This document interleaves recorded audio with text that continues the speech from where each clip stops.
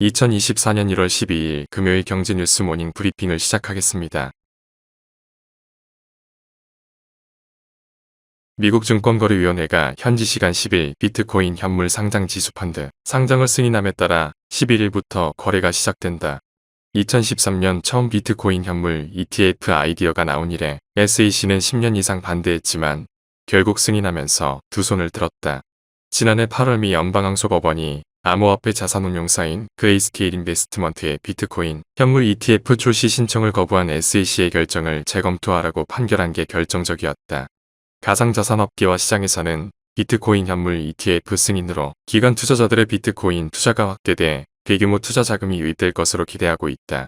가장 낙관적 전망을 한 영국 투자은행인 스탠더드 차터드는 올해 비트코인에 최대 1000억 달러가 유입돼 비트코인 가격이 10만 달러까지 상승할 것이라고 내다봤다. 다음 뉴스 11일 유가증권 시장과 코스닥 시장에서 통신장비 관련 종목이 이례적인 급등을 보인 것으로 나타났다. 이처럼 통신장비주가 선전한 것은 삼성전자가 연초부터 6G 관련 기술에 주목하고 나섰기 때문이다. 국내에서는 2018년 이후 6년 만에 통신사를 대상으로 주파수 경매가 이뤄질 가능성이 크다. 최근 미국에서도 정부가 주파수 경매에 나서면서 통신장비 업체의 주가 반등 기회가 맞다는 평가도 나온다. 다음 뉴스 한국은행이 연 3.5%인 기준금리를 유지하기로 했다. 금융통화위원회 위원 전원이 추가 금리 인상 필요성이 없다고 밝혀 2021년 8월 시작된 한은의 금리 인상 사이클이 종료 수순에 접어들었다는 분석이 나온다. 한은은 11일 금융통화위원회 통화정책방향회의를 열고 이같이 결정했다. 이창용 총재는 조기 금리 인하 기대를 일축하는 발언을 내놨다. 그는 금리 인하 원인은 시기상조라며 적어도 6개월 이상은 기준금리 인하가 쉽지 않을 것이라고 말했다. 다음 뉴스 부동산 프로젝트 파이낸싱 관련 채무를 막지 못한 태형건설의 워크아웃이 확정됐다. 금융당국 고위 관계자는 워크아웃 개시 조건이 이미 높은 수준으로 충족됐다고 밝혔다. 태형건설은 지난달 28일 워크아웃을 신청한 뒤 채권단과 자구안을 두고 줄다리기를 이어왔다.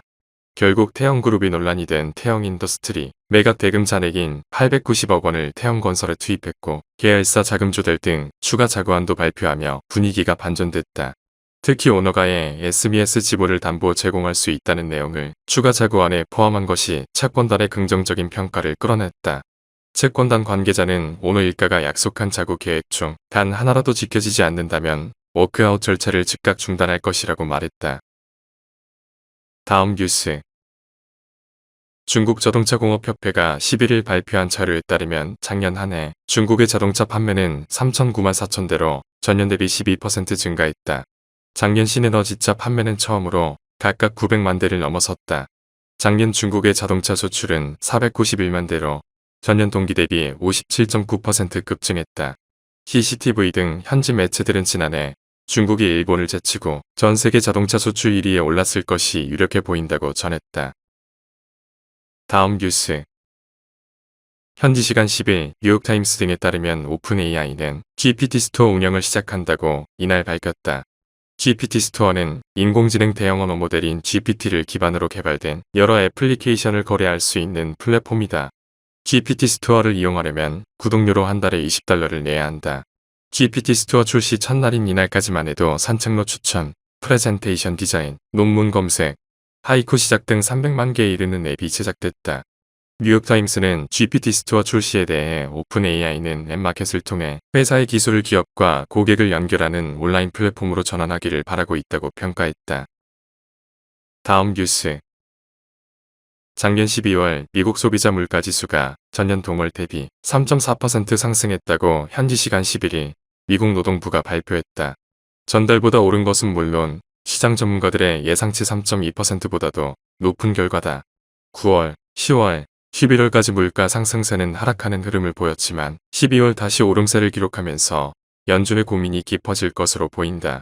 한편 변동성이 큰 에너지와 식품을 제외한 근원 CPI는 전년 동월 대비 3.9% 올랐다. 저월 대비 다소 하락했다. 다음 뉴스 하나은행이 고시한 1월 11일 오후 11시 28분 원달러 환율은 1317.50원입니다. 시청해주셔서 감사합니다. 더 좋은 영상을 위해 구독, 좋아요 부탁드립니다.